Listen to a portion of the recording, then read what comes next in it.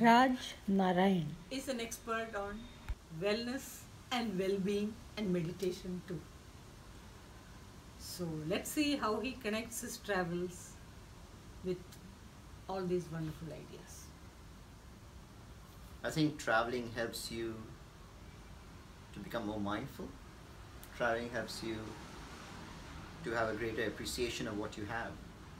And I think that is very significant. I remember going to the school in Cambodia, and a lot of the boat people live there. And kids had to work during the day, so there was a school created there which was temporary in nature. Kids used to come, there was one big hall, one teacher, and he would teach all the kids. It could be of whatever age. The same thing was being taught to all the kids. What was the same thing? So it was English or any subject. Oh, okay. It could be English, but because there's just one teacher for say 20 kids, and kids who have been coming very regularly to kids who've been coming who are just starting. So it really struck me hard as to I used to really not enjoy studying, but I'd taken it for granted, all these opportunities. When I was there, I realized I've been so lucky to have gone to a school where there was a teacher, and yes, we have 40 kids or 50 kids in India where I did my schooling. In UK, I think the average is around 25 kids in the classroom. In my classroom in Delhi or in Mumbai, it used to be around 50 kids. But at least we were being taught exactly the same thing by one teacher, and we all had moved year on year. It wasn't that I've been there for 10 years and being taught the same thing for 10 years. And I really appreciated my privilege almost, or my background of having had that. So it really struck me hard that I'm so lucky. And similarly, there's so many instances of just being able to go and buy something to eat, to really not look at what's the cost price when you're traveling now that I've lived in London, I have earned in pounds. Pound is so much stronger compared to many of the other currencies, and to be able to go and travel and eat so comfortably and not think twice, that is again something which we take for granted. But over there, having engaged with a lot of people, I really appreciated what it was to work so hard. I remember we were traveling somewhere on a bus, and this person, he took us and he stopped and he says, I wanted to show you where these women are making snacks, and they were selling those snacks for 25 cents US dollars, a whole packet. It was taking them at least an hour to make one whole packet. You never noticed the poverty and inequality in studies, where children of all ages, well, if they get to study, they are lucky. If they get to learn something, they are lucky. Such things exist in India even now. Yes, absolutely. But it's also that we've all moved in different circles. So the circles never intersected. exactly, I realized that, and that really struck me when I was working for a charity, is that they're parallel societies. Yes. And they rarely connect with each other.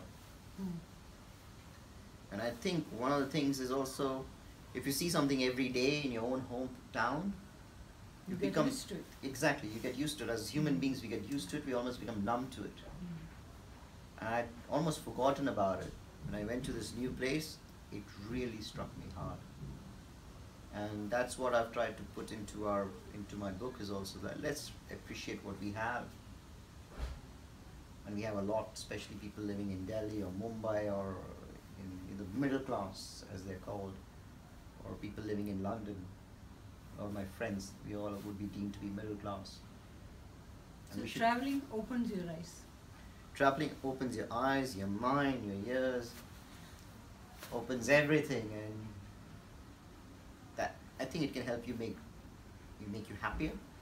One of the things I've mentioned is that, so my business, my company, Wellbeing Company, works with people having mental health issues. One of the mental reasons could also be that we've just got so disconnected from each other.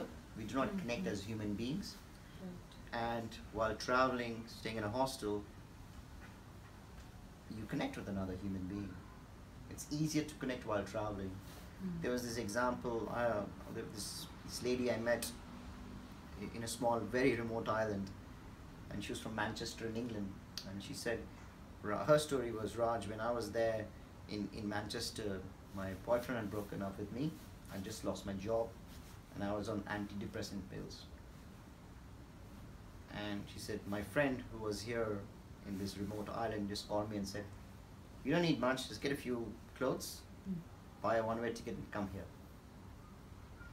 She said, I came to this place and I stopped taking my pills in 3 days. Because I was able to connect with people. The whole culture was so different. She said, I'm the happiest I've ever been. Yes, I'm not making a lot of money, I'm making hardly any money. I'm volunteering over here. But I don't need money to be happy. Would you say connecting with nature also does the same thing? Absolutely. So this girl was actually volunteering on this very small hostel on a beach in a small remote island. And she used to go for walks into nature, spend a lot of time in nature, in these little jungles, or go swimming in the ocean. It just refreshes you. It refreshes my mind. I know the difference it makes when I'm living in London in a very highly concentrated area with a lot of buildings. When I leave that and I go somewhere else where there's a lot of greenery, it's as if something shifts within me. I feel this anxiety levels just evaporate and melting away. In England now, and in Scotland, the health service is encouraging people to take walks in nature, or for the people's mental health. For mental health and even physical health. And physical health. Nature therapy. Nature therapy. It's free. You should just go and walk. I'm really impressed by the number of parks they have in London. Yes. Almost all the residential areas. Yes. Which does encourage people to walk with nature, maybe. But I guess walking in a forest is very different from walking in a park. I remember having this experience of this, one of the people we did this trek with in Myanmar, he had a ukulele, and the host family, the gentleman asked us to sing, My Heart Will Go On from Titanic movie. Titanic. And I have a video of all of us, of this friend of mine, he's playing the ukulele, and all of us are singing. It was just an incredible experience. Best parts of traveling, or the biggest difference between traveling and staying in one place, is that when you're traveling, every day is full of adventure.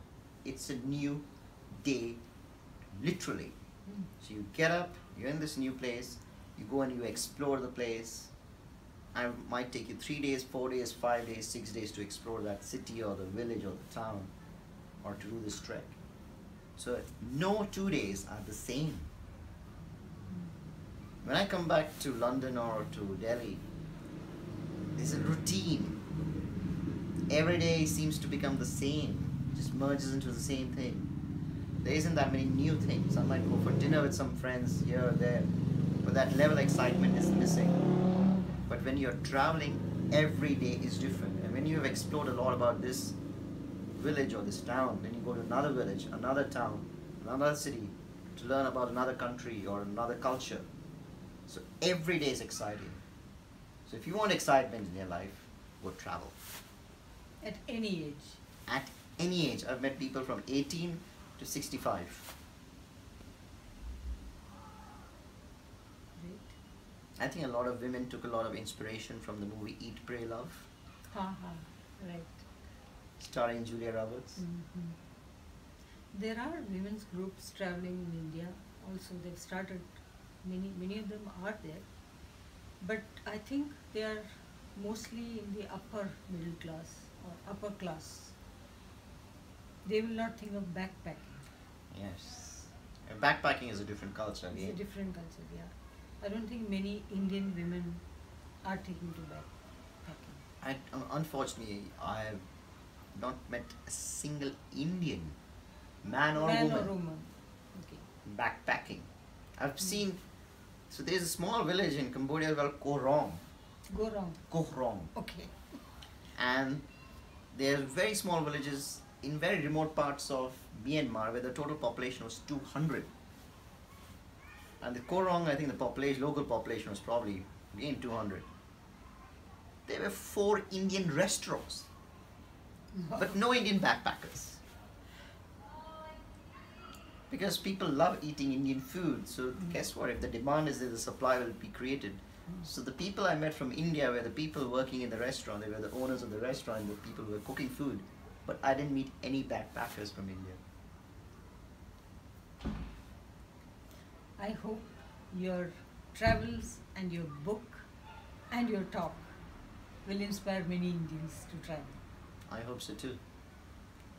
I think it will make a great change in the mindset of people. It will make them open, it will make them open to nature, to other people, to wildlife, to everything on earth, on this planet.